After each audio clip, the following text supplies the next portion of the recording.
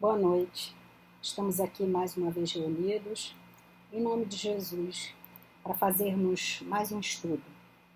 Um estudo mais tranquilo, mais calmo, porque estamos em nossas casas, né? Hoje me cabe a lição do Evangelho segundo o Espiritismo, capítulo 21, itens 1 e 4. Conhece-se a árvore pelos frutos.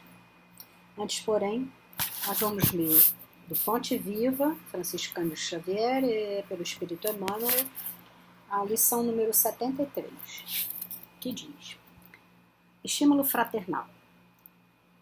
O meu Deus, segundo as suas riquezas, suprirá todas as vossas necessidades em glória por Cristo Jesus.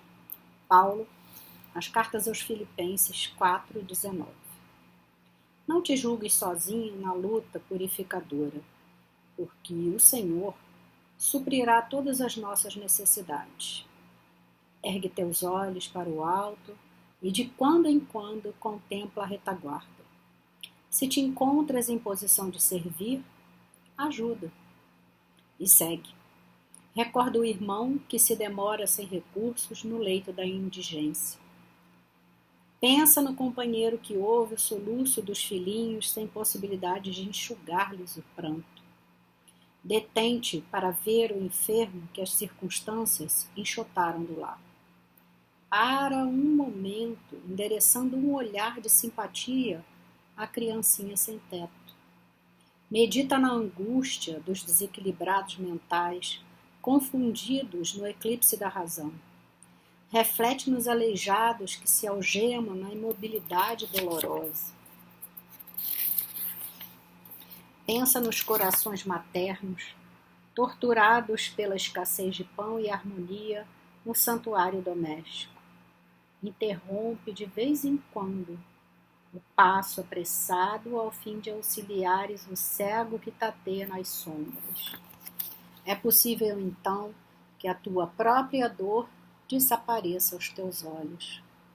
Se tens braços para ajudar e cabeça habilitada a refletir no bem dos semelhantes, és realmente superior a um rei que possuísse um mundo de moedas preciosas sem coragem de amparar a ninguém. Quando conseguires superar as tuas aflições para criares a alegria dos outros, a felicidade alheia te buscará onde estiveres, a fim de improvisar a tua aventura. Que a enfermidade e a tristeza nunca te impeçam a jornada. É preferível que a morte nos surpreenda em serviço a esperarmos por ela numa poltrona de luxo. Acende, meu irmão, nova chama de estímulo no centro da tua alma e segue além. Sê o anjo da fraternidade para os que te seguem dominados de aflição, ignorância e padecimento.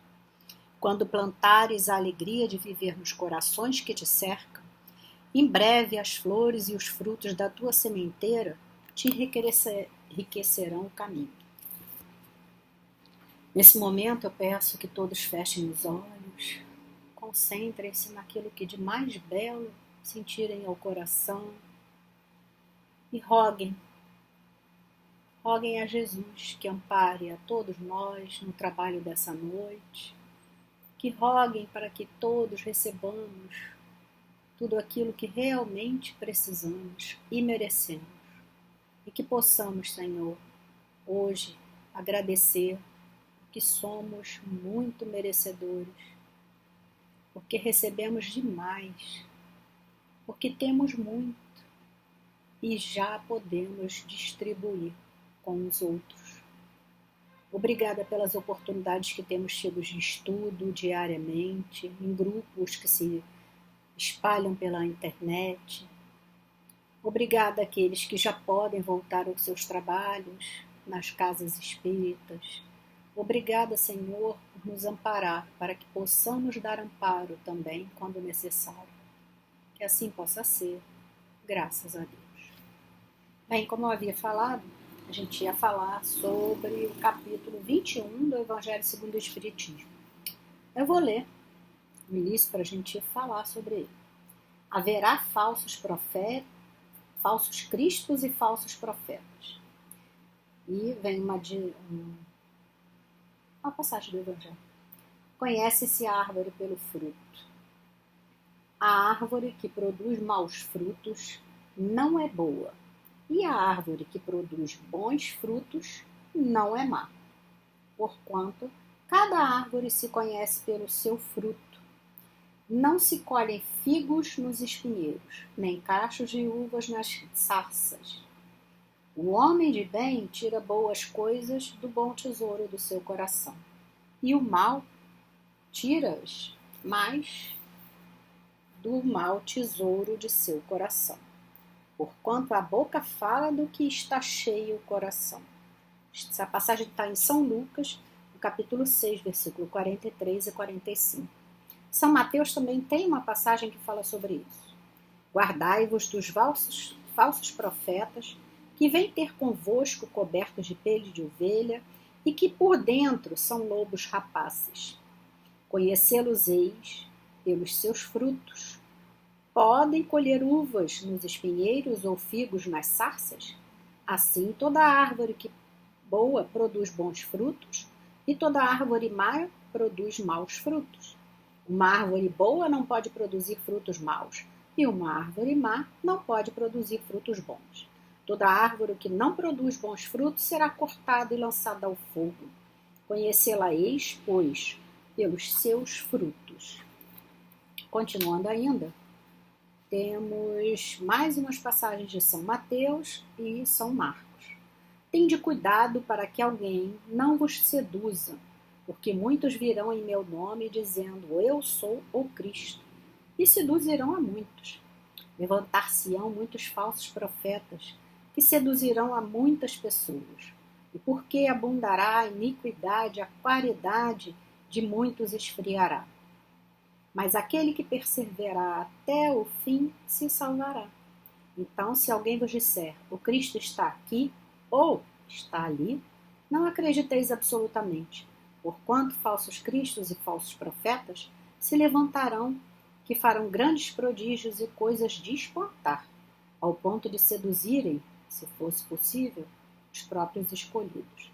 Então, essas lições estão em Marcos e Mateus. Logo após, vem a missão dos profetas, já descrita por Kardec. Mas antes disso, não, vou ler logo isso. Depois a gente volta. Aí eu vou embalado.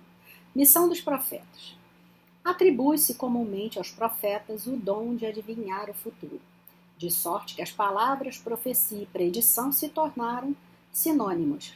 No sentido evangélico, o vocábulo profeta tem mais uma extensa significação. Diz-se de todo enviado de Deus com a missão de instruir os homens e de lhes revelar as coisas ocultas e os mistérios da vida espiritual. Pode, pois, um homem ser profeta sem fazer predições. Aquela era a ideia dos judeus ao tempo de Jesus. Daí vem que, quando o levaram à presença do sumo sacerdote Caifás, os escribas e os anciãos, reunidos, lhe cuspiram no rosto, lhe deram socos e bofetadas, dizendo, Cristo, profetiza para nós e dize quem foi que te bateu. Entretanto, deu-se o caso de haver profetas que tiveram a presciência do futuro, quer por intuição, quer por providencial revelação, a fim de transmitirem avisos aos homens. Tendo-se realizado os acontecimentos preditos, o dom de predizer o futuro foi considerado como um dos atributos da qualidade de profeta. Essa é a primeira. Esse capítulo tem mais coisas, né? Vai falar do prodígio dos falsos profetas, não creais em todos os espíritos, os falsos profetas, vem as instruções dos espíritos sobre isso. E quando eu comecei, que me pediram para falar sobre isso, que eu olhei logo as primeiras citações do Evangelho, e depois li sobre os falsos profetas, fiquei pensando, gente, mas o que tem essa ligação da árvore que dá mau fruto e dos falsos profetas? O comentário não consegui ligar de primeira, né? E às vezes a gente realmente não faz essa ligação. Eu falei, que o comentário de Kardec não está batendo com a citação do Evangelho. Só que, como eu tenho um grupo de estudo e a gente estuda todos os dias. E a gente lê assim, um capítulo do livro dos médiuns, acabou aquele, lê um capítulo do Evangelho, lê um capítulo do livro dos Espíritos, vai seguindo. E a gente está essa semana no livro dos médiuns, ou estava essa semana no livro dos médiuns, ou está terminando hoje. E eu até comentei no grupo, eu falei, gente, olha, eu tenho que falar hoje exatamente sobre falsos profetas.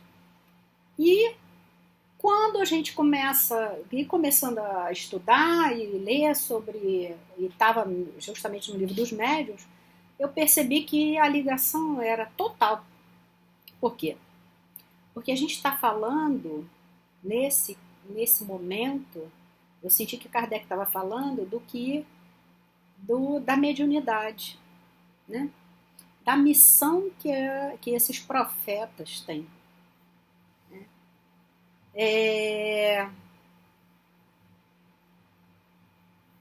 O que eu vou dizer mais? Então, a missão que os profetas, que os espíritos guardaram para revelação do mundo espiritual através dos médiuns, faz com que a gente dê uma responsabilidade muito grande para o médium.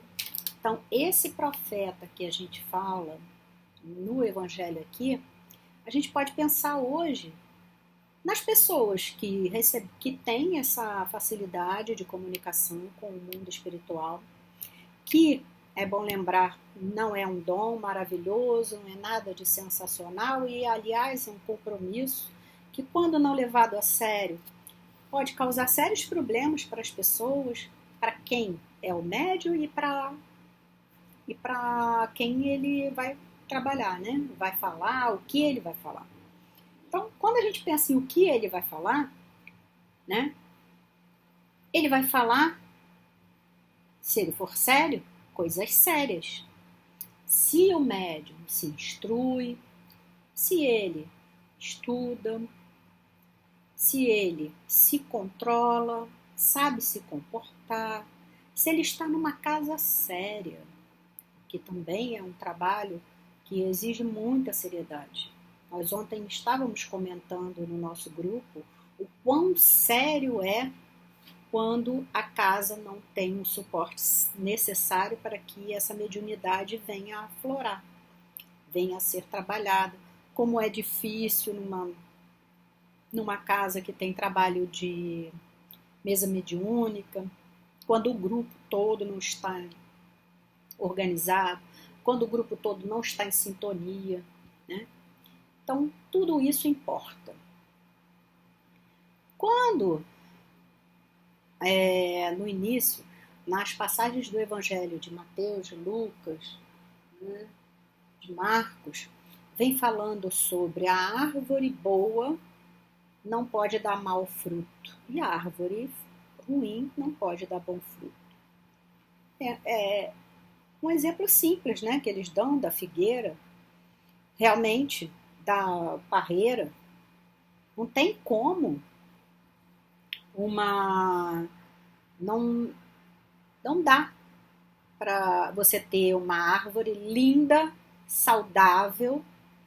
Imagina uma mangueira no seu quintal. Essa árvore é bem cuidada, é bem adubada, irrigada, a plantação perfeita, ela dá frutos lindos, mangas saborosas, porque ela foi cuidada, ela foi adubada, irrigada, tudo na medida certa. A mesma coisa com as pessoas. As pessoas que têm o que falar é porque elas tiveram cuidado de se instruir. E no caso da mediunidade, daqueles que vão anunciar alguma coisa, que vão se comunicar com o mundo espiritual, o compromisso é maior. É maior por quê? Porque se você não se instrui, se você não se prepara, a chance de você ter uma ligação com espíritos bagunceiros, espíritos que não estão preparados para te passar uma comunicação muito séria são grandes, porque a maioria deles quer se divertir e vem e fala qualquer coisa. Então, se você não conseguir se preparar, não for sério, não estudar, não se afinizar com coisas boas, não vai falar coisas boas. Então, a maior lição que a gente pode pegar desse estudo de hoje é pensar que existe até um ditado que falava: diga-me com quem andas que te direi quem és. Nós comentamos isso e um amigo nosso, Newton, do estudo, ainda falou: Adriana, eu acho que a gente pode, nesse caso, fazer o contrário. Diga-me quem és que eu te direi com quem andas. Porque dependendo de com quem você se afiniza, né, a gente vai dizer para você: olha, você não está num bom caminho. Cristo deu o maior exemplo dessa doutrina de amor, sendo arrebatando multidões, falando só do bem e instruindo todos os seus apóstolos seguidores, né, nessa missão de cuidar do que ia plantar. O livro dos médiuns está lotado de exemplos, onde a gente vê sobre o papel dos médiuns, as qualidades que ele deve ter, os falsos profetas que vão se levantar, não? Então, na questão 228 do livro dos médiuns, na 227, ele vai falar várias vezes sobre algumas qualidades. Na 227, por exemplo, ele fala as qualidades que, de preferência, atraem os bons espíritos são a bondade, a benevolência, a simplicidade do coração, o amor do próximo, o desprendimento das coisas materiais, mas aí ele fala também, os defeitos que os afastam são o orgulho, o egoísmo, a inveja, o ciúme, o ódio, a cupidez, a sensualidade e todas as paixões que escravizam o homem. Por que a gente fala que a gente tem que estudar, que a gente tem que se dedicar, né? Que a gente tem que criar um grupo de estudo, frequentar uma casa, para poder se aprimorar e se ligar com coisas mais sérias, com espíritos mais sérios. Mas também você, para ser um comunicador, para estar em comunicação, tem que ter boas qualidades. Não dá para você ir para uma mesa mediúnica, não dá para você ter um contato com o mundo espiritual e falar em nome deles, se você não é bom de coração, não tem estudo, não tem conhecimento, mas o pior é se você não está preparado, porque eles vão fazer gato e sapato de você. Né? A gente está num período que está difícil, né? Não temos as casas espíritas, que a gente fazia aqueles cursos, que a gente assistia palestra, que muita gente estava se preparando para trabalhar, ou que muita gente estava trabalhando, estudando, tentando, né, se conhecer melhor. Mas o médium não tem férias. Médium não tem. Trabalhador também não. Porque se vocês eram trabalhadores, continuam sendo. Não adianta olhar e falar, não, é que está na pandemia, eu era da biblioteca, eu era da cantina. Não, todo mundo continua sendo da cantina, da biblioteca, em casa. Porque você indica o livro, porque você vai falar de um livro. Inclusive é importante falar que dia 26 de setembro tem Feira do Livro do Núcleo, que vai ser 26 de setembro e uma outra data em outubro, e que essa feira vai ser virtual. Então, essa divulgação está acontecendo, é pandemia, mas a gente está fazendo. Se você era coordenador de curso, instrutor, você continua fazendo, porque continua estudando. Então, o médium também não termina o trabalho. Ele continua estudando, ele continua lendo, estudando, ouvindo, criando uma esfera boa, benéfica, né? Eu assisti uma palestra de uma senhora lá de São Paulo, Vera Milano, e ela falava isso. Para o trabalho continuar, é necessário que você crie uma atmosfera boa, uma psicosfera boa. Então, se eu estudo toda noite aqui em casa, todas as noites essa psicosfera fica mais suave. A possibilidade que o ambiente fique melhor é grande. Se eu, desde março, não estou estudando, não estou me preocupando em ajudar em nada a ninguém, e estou aproveitando para ver todas as séries, toda a televisão, tudo que existe, sem me preocupar que eu tenho que continuar estudando, ainda mais se você é médium. Não vai ser fácil. Que ambiente você está criando? O que a gente tem feito, né? Melhor a gente pensar. As casas espíritas não estão fechadas. Elas estão fechadas materialmente. A gente não está vendo, mas o trabalho continua. E todo o entorno tem gente trabalhando, tem gente estudando. A gente tem uma casa aqui no Anil, eu moro próximo, um outro amigo mora próximo, e a gente vai fechando um circuito de oração, de trabalho, né? Para que isso continue, para que essa psicosfera fique tranquila, fique boa. A gente tem que abrir a porta para entrar coisa boa, mas só pode entrar coisa boa se a gente estiver preparado para receber coisa boa, né? Na mediunidade, quando a gente fala sobre falsos profetas, sobre naquele comentário de Kardec, né, que fala que Cristo mesmo fala: vão vir muitos em meu nome dizendo que sou eu. E a gente sabe que vieram muitos falsos profetas. Pessoas que se acham capazes de substituir o Cristo. Pessoas que querem predizer futuro, querem dizer o que vai acontecer, ou mesmo que se acham enviados de Deus. Alguns médiuns, não espíritas, mas pessoas que trabalham com mediunidade,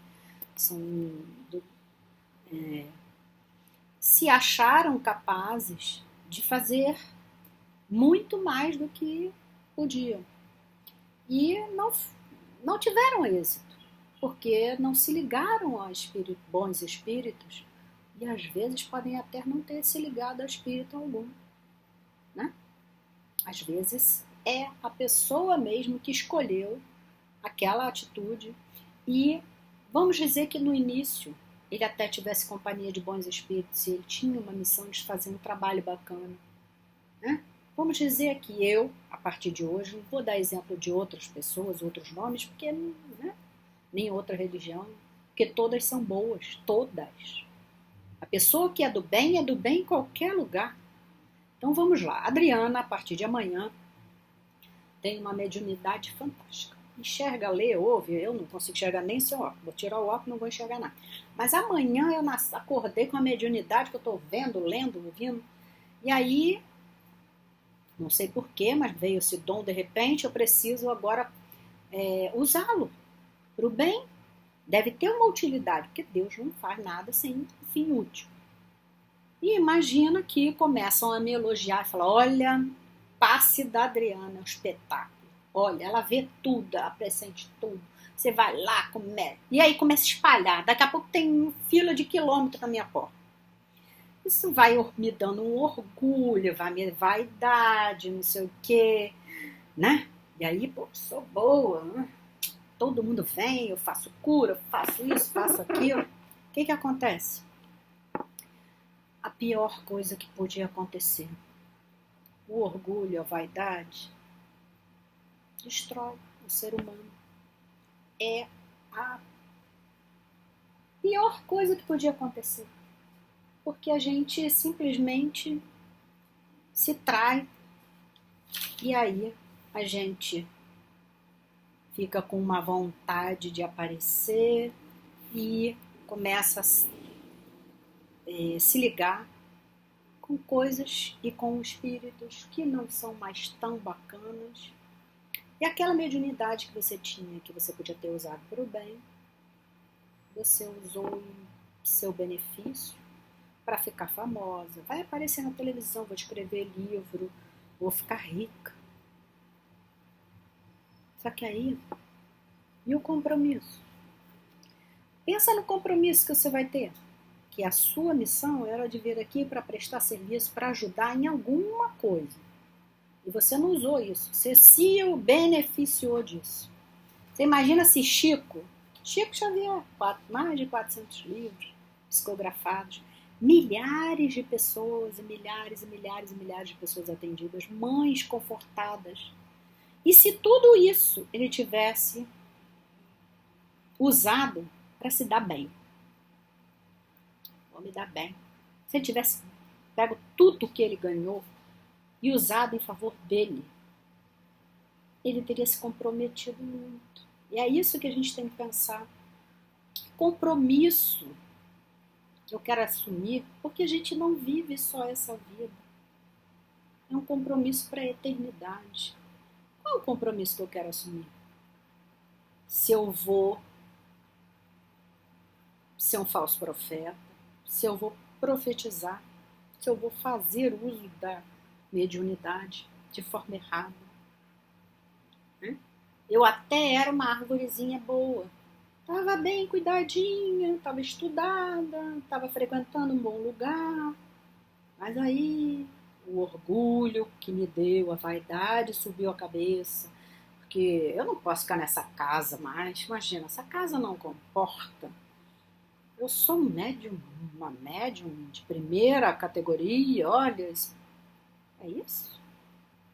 E aí você se afasta, cria a sua casa, começa a receber no seu lugar. Que compromisso você vai assumir? Né? A gente teve exemplo da humildade de Jesus, que se ajoelhou para lavar os pés dos apóstolos. A humildade de Chico, que abandonou a sua própria vida particular para cuidar do mundo. Um mundo de gente. Divaldo Franco, 90 e tantos anos. Ele abriu mão da sua vida para olhar pelo outro. E não precisa ser só um exemplo daqui da doutrina espírita, não. É uma doutrina que consola e que nos dá suporte. Mas a irmã Dulce, né? E tantos outros exemplos que a gente poderia citar. Pessoas que tinham uma responsabilidade e levaram ela até o final. Elas se prepararam para ser boas árvores, gerarem bons frutos e continuar dando fruto para sempre. No Livro dos Médiuns, a gente encontra várias outras, na parte 2ª, capítulo 19, item 6, ele vai falar sobre o que os espíritos, como os espíritos se comunicam, o que eles procuram. Em alguns momentos eles vão falar que a comunicação do mundo espiritual com os médiuns se dá como um fio elétrico, né? E um fio elétrico, se ele é todo arrumadinho, né? Na extremidade tem uma coisa, que é a tomadinha, na outra tem outra. Se aquele fio está todo bonitinho, a comunicação chega perfeita. Aquele médium recebe ela claramente, porque o médium estava preparado, não foi feita nenhuma emenda, não teve corte no caminho, porque o médium estava preparado para receber aquela comunicação, aquela informação, ele já era afinizado, né? Se não tivesse empatia entre os espíritos e o médium, a comunicação não acontece. Lembrando, simpatia, então Se eu começo a brincar, estou me afinizando com o quê? Se eu não estudo mais, estou toda envaidecida, achando que eu sou o ó do Borogodó, com quem eu estou me afinizando? Como é que vai ser essas comunicações? O que eu vou falar? Que comunicação vai ser essa? O item 9, a resposta do item 9, lá no capítulo 19 do Livro dos Médiuns, fala assim: para uma comunicação inteligente, ele precisa de um intermediário inteligente, e que esse intermediário é o espírito do médium. Inteligente, não é inteligente que é, né? Inteligente que é a pessoa que consegue compreender a mensagem. Mas para compreender a mensagem, ela precisa estudar. Mas vocês vão me falar, mas tem médios que não estudaram. Chico teve pouco estudo e recebia de tudo. Mas ele era ótimo, bom não. Ele era ótimo, pessoa muito boa, coração puro, amor em pessoa, doação. E essas são umas das prerrogativas que os médiums precisam ter, né? Então, esse cuidado é importante, da gente pensar na afinidade. A gente não quer ter uma reunião de amigos onde a gente não se afinize com eles, quer? Não. A gente tem um grupo de estudo, como eu já falei umas 3 vezes aqui, e nós nos afinizamos. Parece que a gente sempre estudou junto. Teve uma sintonia. Quando não há, a gente viu. No grupo mesmo, começamos com mais pessoas e elas saíram muito rapidamente, porque não se afinizaram com aquele grupo de estudo. Não conseguiram entrar na nossa sintonia, né? Então, acho que a gente tem que pensar nessa lição sobre os frutos.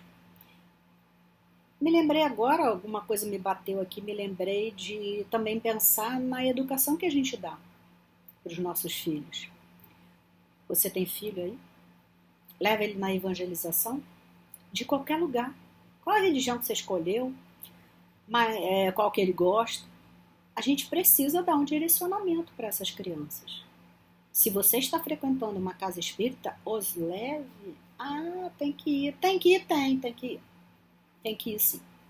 Criança tem que ir. Porque se a gente não der orientação, como que eles vão aprender alguma coisa? Né? A gente, para ter bons frutos, lembra que eu falei da mangueira do quintal? Que eu adubei, eu irriguei, eu cuidei, eu podei, e ela deu uma manga espetacular. Chega a me dar água na boca de pensar nisso. E os filhos vão ser a mesma coisa.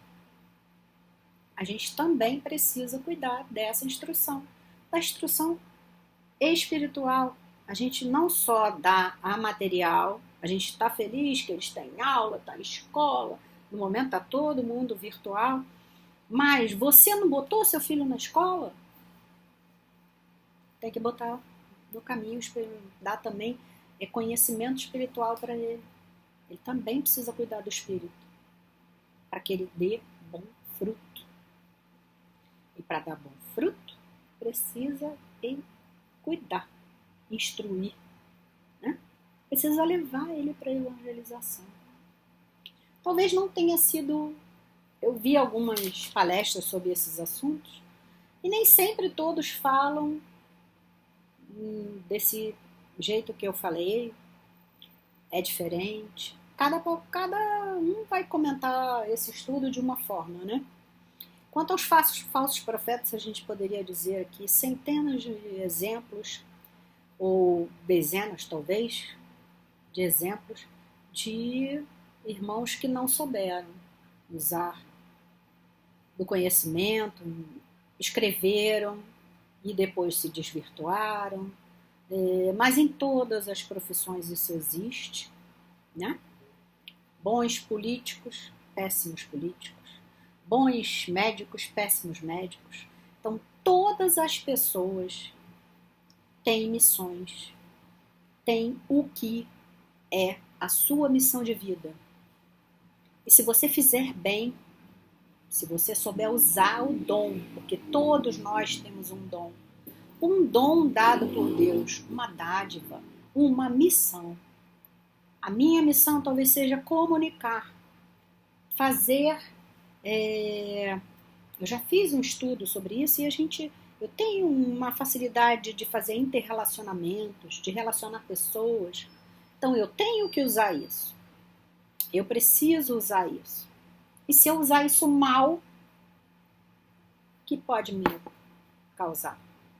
Quais os problemas que eu posso ter, de compromissos que eu vou assumir para mim, para minha vida eterna? Então, uma pessoa não pode se utilizar daquele dom que ele tem em prol de uma coisa ruim. Ou não deve utilizar para o mal, ou não deve mal utilizar.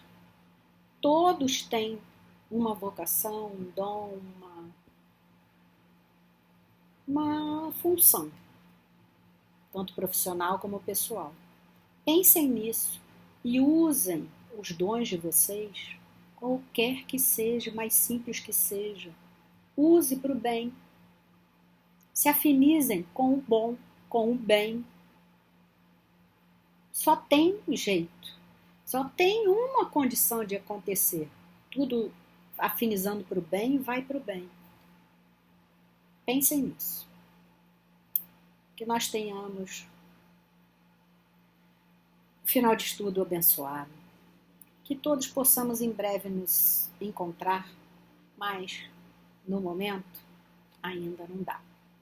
Tudo vai passar e a gente logo, logo vai estar junto, tá? Obrigada a todos. Fiquem em paz. E que Jesus nos acompanhe, nos orientando sempre, para que possamos seguir sempre o melhor caminho. O caminho do bem, o caminho do equilíbrio, o caminho onde a gente não vai ser um mau fruto. Que a gente possa ser uma boa árvore de bons frutos. Olhem por nossas crianças, cuidem deles também. Que a paz do Senhor esteja convosco, com todos nós. Que assim seja. Graças a Deus.